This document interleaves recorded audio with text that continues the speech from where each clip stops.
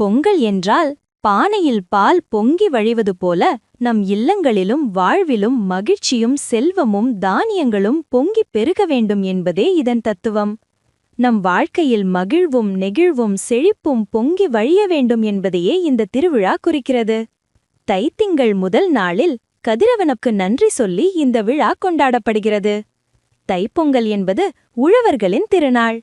விளைந்த நெல், கரும்பு, பால் இவை அனைத்தையும் இயற்கை தந்த பரிசாக ஏற்ற ஞாயிறு, மழை, மண் மூன்றிற்கும் நன்றி கூறுகிறோம். 1. போகி.